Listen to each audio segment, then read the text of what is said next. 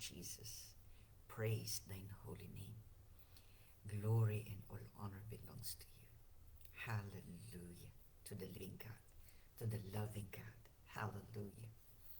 Magandang umaga po sa lahat ng mga kapatid sa Panginoon sa Mighty Warriors Christian Fellowship. Magandang umaga sa mga kapatid sa Panginoon sa Doha, QICM, mga dati kong kaalsad group na Reyes Decent Families, at sa lahat pa po na naifo-forward ang pag-aaral nito at nakikipag-aral. Welcome po ang bawat isa. A blessed good morning po sa ating lahat. Tayo po ay manalangin. Ikinasisya namin, ikinagagalak muli ang panibagong araw na pinagkaloob mo. This is the day that the Lord has made, and we will rejoice and be glad in it. Maraming salamat sa patnubay at pangunguna mo. Maraming salamat sa banal na Espiritu. Maraming salamat sa salita mo na nagbabago ng aming buhay. Ipahayag mo ito sa amin, Lord, at magkaroon ng tunay na pang-unawa ang bawat isa sa kapangyarihan ng banal na Espiritu. Itinatalaga po namin ito sa inyo, aming Diyos Ama, sa pangalan ng Panginoon Kristo. Amen. Amen. So, nung Webis po, pinag-aralan natin kung ano ang magiging bunga ng pagpapakasakit natin. Nabasa po natin noon sa Romans chapter 5 verses 3 to 5 na magbubunga ng pagtitiyaga, katatagan at pag-asa ang anumang mga tiisin natin o magiging kalalabasan ng pagpapakasakit natin. At pagkatapos, pinag-aralan din po natin yung Hebrews chapter 12 verses 10 to 12, lalasap tayo ng kapayapaan, bunga ng matuwid na pamumuhay.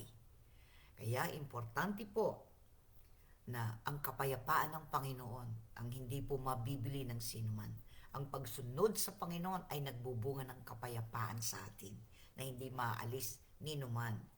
Makakatulog tayo mabuti, maayos ang ating pananaw, may kasiyahan tayo at kagalakan na hindi kayang ibigay o bilhin ng anumang salapi, ika nga.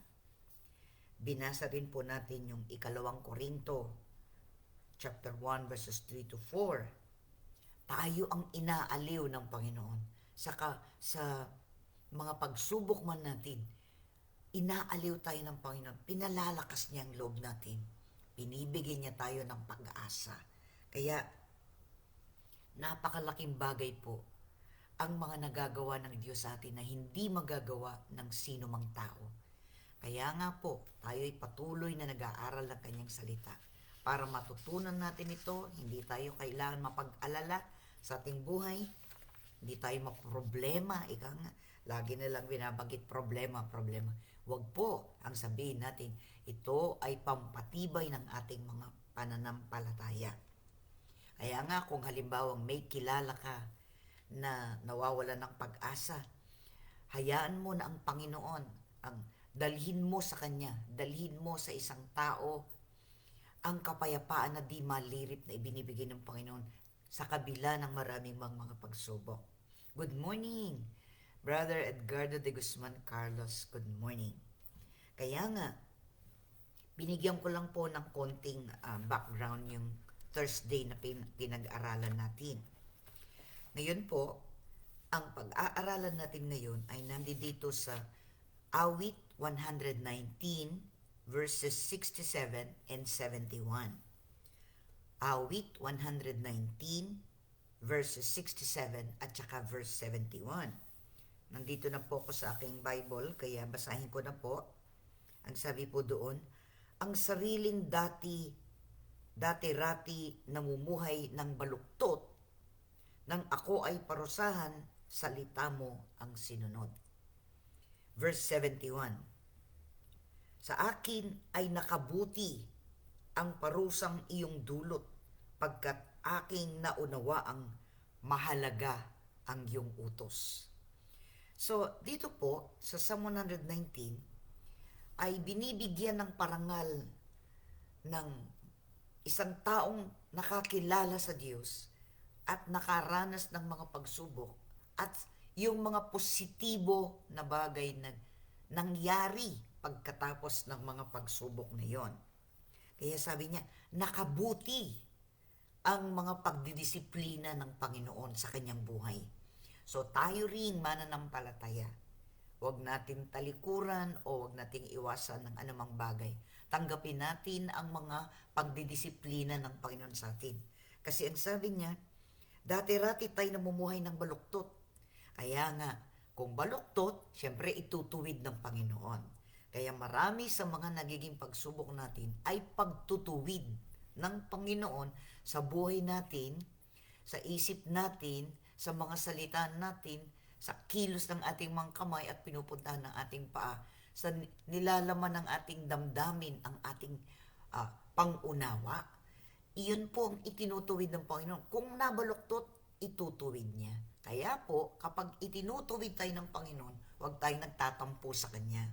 Kundi tayo'y nagagalak, salamat Panginoon, sa matututunan ko sa mga nagiging pagsubok ng buhay ko. Kaya po ang sabi doon, ang sariling dati-rati namumuhay ng baluktot, nang ako ay parusahan, salita mong sinunod. So finally, na-realize po, nang sumulat ng Psalm 119, na napakainam ang pagsunod sa Panginoon sa kabila ng nadaanan niyang pagsubok. Ganon din, sa akin ay nakabuti ang parusa mong dulot. Nakabuti. Kaya tatandaan po natin, kapag ang Panginoon ang nagtutuwid sa atin, makabubuti iyon sa atin. Hindi yun makakasama. Sa tao, kung sa bawat tao na ginagawa, minsan magiging mapait ang iyong karanasan. So, balit sa Panginoon, hindi pait ang dinadala niya. Pagtutuwid ang dinadala niya. At kagalakan at kasiyahan ang magiging bunga nun sa ating buhay. Kaya po, unawain natin na mahalaga ang mga utos ng Diyos. Mahalaga ang pagtutuwid niya. Hindi para saktan tayo, hindi para tayo ay magdalamhati ng pansarili, kundi para maging matuwid ang ating buhay. Mawala yung lahat ng mga naging impluensya ng buhay natin nung hindi pa tayo mananampalataya. Siyempre, ang bawat isa sa atin, hindi naman pare-parehas kung kailan siya tumanggap sa Panginoon bilang sariling tagapagligtas. Maaring kung mas bata ka, purihin ang Panginoon. Maaga kanyang nilapitan at nagpakilala sa iyo, tinanggap mo siya. So, naiwasan mo na ang maraming mga naging maling mga desisyon dahil wala ka sa Panginoon. Kuminsan naman, medyo kalahati ka na ng edad, ibig sabihin nun, medyo may edad ka na, tsaka ka nakakilala sa Panginoon. Kaya, mas marami ang mga pagtutuwid na gagawin ng Panginoon the longer na ikaw ay nadagdagan na ng edad. Kasi marami ka nang nakasanayan, marami ka nang nakagisnan, marami ka nang tinanggap na yun ang totoo, tapos sa Panginoon, mali pala yun. Kaya nga, magpapakumbaba tayo at sasabihin natin, Panginoon, kung ano pong kalooban nyo, yun ang gusto ko. Ayaw ko na ng maraming mga ibang bagay. Gusto ko yung kayo. Kapag ang Panginoon ang nanguna sa atin, magiging mainam, magiging mabuti, magiging mas masayahin tayo, marangal tayong nakapamumuhay, wala tayong inaapakan kahit kanino, nagiging mabuting halimbawa pa tayo. Kaya yun po. Good morning, Sister Evelyn Oblea. Ayan. Kaya nga, napakaganda ng magiging bunga ng pagdadalamhati natin o mga pagsubok natin sapagkat nagdadala ng kabutihan, nagdadala ng pangunawa sa atin. Good morning din, Sister Lenlen Manansala Dulo. Ayan. Kaya nga, mga kapatid, kahit na ano pa po, ang tindi, masasabi na matindi naging pagsubok ko, matindi ang pagsubok ko. Alam niyo po, hindi lang naman tayo nakakaranas niyan. Marami ring mga tao. Lalo na kung hindi ka mananampalataya, lalong mas magiging mahirap sa iyo.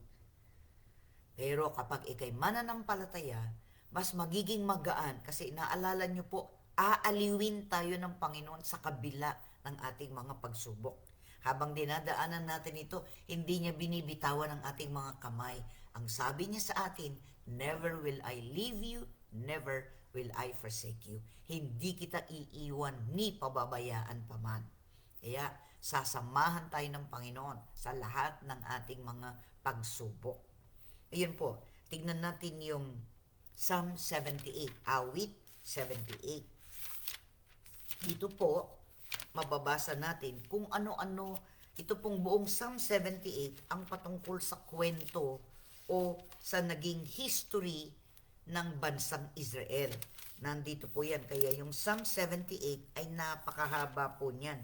It has 72 verses. Yung Psalm 78. Yung awit 78 ay may 72 talata. Hindi na po natin babasahin yun. Assignment nyo na lang yun. Pero dito po, ang babasahin natin ay yung talatang 11 hanggang 18. Ano ba ang naging pakinabang ng mga pagtutuwid ng Panginoon sa kanyang bayang isang bansang Israel? Ang pagtutuwid ng Diyos sa kanila. Kaya mapagkukunan natin ito ng halimbawa para sa ating personal na buhay.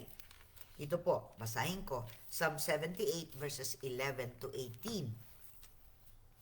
Ganito po ang ating mababasa. Mandi nilimot na nila ang lahat ng kabutihan, yaong mga gawa ng Diyos na kanilang hinangaan. Ang lahat ng gawang ito noong unay nasaksihan ang nangyari sa Ehipto sa lupain nitong Zoan. Hinawi niya yung dagat, doon sila pinaraan. Ang tubig na magkabilay parang pader kung pagmasdan. Kapag araw sa paglakad, yung gabi nila'y ulap. Tingnan niyo po, kapag araw sa paglakad, gabay nila'y ulap. At kung gabi, yaong tanglaw ay apoy na maliwanag. May tubig na iniinom kahit sila nasa ilang. Sa batuhay umaagos na buhat sa kalaliman. Mula roon sa batuhan ang bukal ay umaagos. Yaong agos kung pagmasdan katulad ay isang ilog. Verse 17. Ngunit sila'y patuloy rin sa kanilang kasalanan. Sinusuway nila ang Diyos habang sila'y nasa ilang. Tinitikis nilang kusa, sinusubok nila ang Diyos. Ang hiningi na pagkain gustong-gusto nilang lubos. Tignan niyo po. Sino po bang bansa ang nakaranas ng ganito? Sila ay tinawag ng Panginoon mula sa Ehipto sa pangunguna ni Moises para lilipat sila sa lupang pangako. Pero hindi sa madaling daan sila nagdaan. Kasi kailangan muna nilang katagpuin ng Diyos, kilalanin ng Diyos. Kaya naglakbay sila patungong ilang, the desert, disyerto. So doon, kailangan muna nilang makilala ang Panginoon at sa bundok, Sinai, at doon ipinahayag ng Diyos sa kanila ang kanilang puso na kung sila'y susunod sa Kanya, sila ay Kanyang magiging bayan. Sumang-ayon ang mga tao. Kaya nga ibinigay yung 10 utos at ibang mga utos. Pero alam natin, habang nangyayari yan, ibinibigay yung salita ng Diyos at yung para anong itsura ng tabernakulo, lahat, ang mga tao nagkasala na dun sa baba.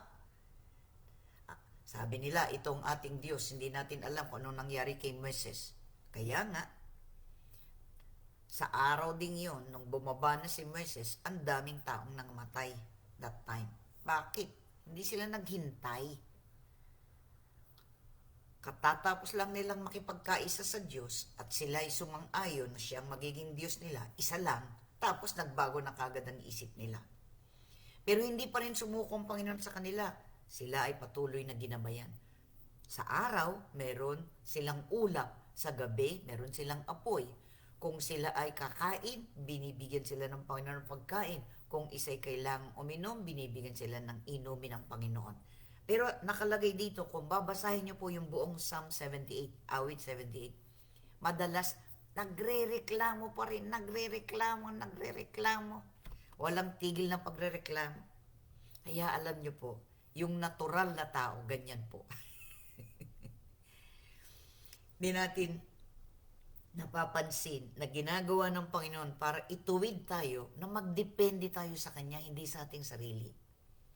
Doon sa ilang, inalagaan sila ng Panginoon. Can you imagine? Matigas pa rin ang ulo nila. So, ang nangyari, naging 40 years ang kanilang paglalakbay. Sa loob ng disyerto, paikot-ikot sila doon. Hanggang yung lahat ng matitigas ng ulo, ika nga, mawala na silang lahat. So, bagong henerasyon ang lumipat sa magmula sa Ehipto na pumunta ng lupang pangako, bagong henerasyon na lang, 3 lang yung tumanda. Si Moises, pero hindi rin siya nakalipat, di ba? Bago sila lumipat, kinuha na siya ni Lord. Tapos, si Caleb at si Joshua. At pagkatapos noon, puro kabataan na ang nakalipat. Kaya isipin niyo po, kung ang Diyos, ang buong bansa ay kanyang dinisiplina, tinuruan, ginabayan, pinagkalooban, lahat ng bagay na yan binigay ng Panginoon. Ganon din po tayo. Pero ngayon, personal. Personal. Bawat pamilya, bawat tao ay hinuhubog ng Diyos sang-ayon sa kanyang wangis. Kaya kung hindi tayo reklamo ng reklamo, magtiwala tayo sa Panginoon, ang pag-asa natin ay sa Kanya, at magpatuloy tayong nagpupuri, nagpapasalamat, sumasamba sa Kanya. Bakit nga ba hindi niya ipararanas ang lahat ng kabutihan katulad ng ginawa niya para sa bansang Israel? Kaya, hindi tayo sumusuko bilang mananampalataya at hindi tayo susuko dahil sa mga pagsubok. Kung may pagsubok, tanggapin natin, Lord, ano pong itinuturo mo sa akin sa bagay na ito? Pagpapakumbaba o pag-asa, yung aasa ka lang sa Panginoon, meron ka bang kailangan para matapos mo yan, bibigyan ka ng Panginoon. Lahat po ng bagay, ipagkakalob sa atin ng Panginoon kapag tayo ay lalapit sa Kanya, hihingi sa Kanya. Sa Diyos po tayo humingi, hindi po sa tao. Sa tao, may limitasyon ang Kanyang magagawa. Pero ang Diyos pang walang hanggan ang ibinibigay niya. At hindi siya nanunumbat. Hindi niya sinusumbat sa atin ang lahat ng binigay na niya. Kaya nga ang mga bagay na pinagkatiwala ng Panginoon sa atin, pasalamatan natin siya. At huwag isipin dahil lang sa kabutihan natin o dahil sa ginawa natin, kaya meron tayong ganun. Hindi po. Patuloy tayong magpakababa sa Kanyang banal na harapan. E tingnan niyo po, hinawi ang dagat. Wala pang bansa ang nakaranas nun kundi sila. Hinawi ng Diyos ang dagat. Yan po ay base sa Psalm 78. At alam naman natin, from Genesis up to Deuteronomy, makikita natin Genesis, Exodus, Leviticus, Numbers, Deuteronomy, makikita natin ang buong history. Pero yung summary nandito sa Psalm 78. So, hinawi ng Diyos ang dagat, naging gabay nila ang Diyos tuwing araw, may ulap, kung gabi may tanglaw na apoy, naging maliwanag, may tubig na iniinom, may pagkain pinakakain sa kanilang Panginoon. Can you imagine, isang buong bansa, inalagaan ng Panginoon. Kayang-kaya din niyang gawin yan para sa atin. Hindi naman natutulog ang ating Diyos, hindi naman siya napapagod, hindi rin naman siya nagsasawa. Purihin ng Panginoon, hindi siya nagsasawa na pagpalain tayo. Hindi siya nagsasawang ipagkaloob sa atin ang hininga natin. Hindi siya nagsasawa na kapag tayo nanalangin, tinutugon niya ating panalangin. Hindi siya nagsasawa. Di po ba? Bakit nga ba tayo magsasawa?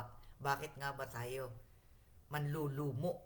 Halimbawa, kapag tayo dumadaan man ng pagsubok. Kaya tingnan natin, kapag nais ng Diyos na sanayin ng isang tao at pukawin ang damdamin ng isang tao at bigyang kaalaman ng isang tao, yun na. Tingnan niyo po, gusto tayong sanayin ng Panginoon, Gusto niyang mapukaw ang ating damdamin patungkol sa Kanya. Gusto niya tayong bigyan ng kaalaman. Kaya nga, kung nanaisin ng Diyos yun para sa atin, tanggapin natin sapagkat mas higit ang maibibigay niya at maituturo niya kaysa sa turo ng tao. Kaya nga ang Biblia ang nagtuturo sa atin ng ating kung paano tayo mamuhay. Kaya tingnan niyo po, hinuhulman niya tayo. He forms us. Kumbaga sa potter and the clay, hinuhulman niya tayo. Yan. Para sa ganun, gampanan natin ang pinakamarangal na bahagi ng pamumuhay ng isang taong kumikilala sa Diyos. Kaya buong puso nating tanggapin yun. Lord, thank you po. Marami pong salamat. Tinutuwid niyo ako. Maraming salamat. Maraming salamat sa pagbabago ng buhay ko. Maraming salamat. Purihin po natin. At syempre, kapag ganyan ang nangyayari, mamamangha ang mga tao. Nagbago yung taong ito. Naging maayos ang buhay niya. Naging matuwid ang pamumuhay niya. Dati ganito siya, ngayon ganito siya. Makikita ng mga tao yun, malalaman ng mga tao. Kahit hindi ka nagsasalita, ang Panginoon, ang magiging pruweba, ang magiging proof na ikay nagbago dahil ang Panginoon ay nasa puso mo na. Kaya nga, kapag tayo tinutuwid, kung minsan akala natin pinupukpok tayo ng Panginoon, sinisira niya tayo, hindi po. Hinuhubog niya tayo, inaalis niya ang lahat ng mga hindi nakapagbibigay ng kapurihan at kaluwalhatian sa Kanya. Kaya nga po, huwag tayong magagalit, huwag tayong magdadamdam, kasi mahalaga po ang pagtutuwid ng Panginoon sa atin. Kung di niya tayo tutuwid, paano nating malalaman? Paano ang pagkakaiba natin kaysa sa ibang tao? Paano ang pagkakaiba natin bilang mananampalataya, tagasunod ng ating Panginoon Kristo, kung yung buhay natin ay kamukha rin ng mundo? Di po ba? Kaya po, meron tayong mga pinagdadaanan, dinidisiplina tayo ng Panginoon. Huwag kang mag-alala. Mahal na mahal ka pa rin ng Panginoon. Gagabayan, tuturuan, napakatyaga nga ng Panginoon ng pagtutuwid niya sa atin. Napakatyaga niya. Sa kabila ng lahat ng mga bagay na katigasan ng ating ulo, hindi siya sumusuko. Nagpapatuloy siya. Hanggang sa pliable na tayo, yung hindi tayo nagre-resist. Lord, have your own way in my life. Kung ano po ang kalooban nyo, yun ang gusto ko. That is the sweetest na ating masasabi sa Panginoon. Lord, have your own way. Have your own way. Thou art the potter. I am the clay. Kapag po, sinuko na natin lahat sa Panginoon yan, lahat ng bagay binigay na natin, makikita po natin kung paano magbabago ang ating buhay, magbabago ang ating pananaw, magiging maaliwalas ang lahat ng bagay sa atin, hindi na magiging mabigat. Maraming mga tao lagi sinasabi, may bigatin ako, may bigatin ako. Sana po wag natin sinasabing mabigat. Sabihin natin, dumadaan man ako sa mga pagsubok, kasi hindi mo naman i-deny na wala kang pagsubok. Hindi naman. Pero wag mo sabihin, bigat na bigat ka, bigat. Inaalis nga ng Panginoon ang lahat ng bigat para maging magaan ang iyong buhay. Amen po ba? So, tandaan po natin ang mga bagay na ito. At pagyamanin natin, basahin niyo po yung buong Psalm 78 para makita niyo yung summary ng naging history ng bansang Israel. Para sa ganun, matutunan din natin na huwag tayong reklamo ng reklamo at matigas ang ulo at pinipilit yung atin, lalo tayong matatagalan. Pero kapag tayo'y kusang loob, we submit kusa sa ating puso. Lord, kung anong kalooban mo, yan ang gusto ko. Yan ang gusto kong buhay, yung nasa iyo. Amen po ba? Tayo po'y manalangin. Panginoon, marami pong salamat sa pinag-aralan po namin na naging bunga ng pagtutuwid mo. Psalm 119 verses 67 and 71 at ganun din ang buong awit 78. Bagamat ang binasa po namin ay verses 11 to 18 sapagkat napakarami ng isinagawa mo, aming Diyos, para sa kabutihan ng iyong bansa, ng iyong bayan. So, ganun din, napakarami din ang ginagawa mo para sa ikabubuti namin. Hindi sa ikapapahamak, hindi sa ikasasama, hindi sa ikasasadlak sa madilim na paraan, kundi maliwanag na paraan. Marami pong salamat sa patuloy niyong paggabay sa amin. Marami pong salamat sa pagtutuwid ninyo. Hindi ka pa tapos sa bawat isa. Habang kami nabubuhay, marami ka pang ipaparanas na kabutihan at katapatan mo. Marami pong salamat, aming Diyos Ama.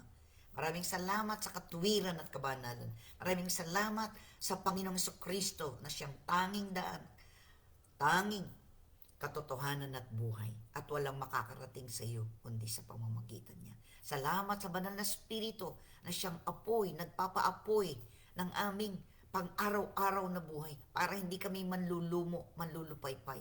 Laging may kalakasan, laging may kakayanan para managumpay. Purihin ka at luwalhatiin sa matamis na pangalan ng Panginoong Kristo. Ito pong aming samadalangin. Amen at amen. Tanggapin ang mga biyaya ng Panginoon muli para managumpay araw-araw. Tanggapin ang lakas ng loob galing sa Diyos. Tanggapin ang kagalingan sa may mga karamdaman. Tanggapin ang paghilom ng Panginoon sa iyong nakaraan. Tanggapin ang mga biyaya na sapat at umaapaw sa kamay ng ating Diyos. Tanggapin ang pag-ibig niyang dakila at ang kagalakan, kapayapaan, ang bunga ng banal na Espiritu. Tanggapin ang biyaya niya na siya lamang ang makapagbibigay. Sa pangalan ng Panginoong Kristo, nasa atin lahat ang kakayanang ito at palaging ngumiti imbes na tayo'y sisimangot. Amen. So marami pong salamat sa inyo na nandiyan, including Brother Roger Oblea. Okay po? God bless everyone. See you tomorrow. Bye.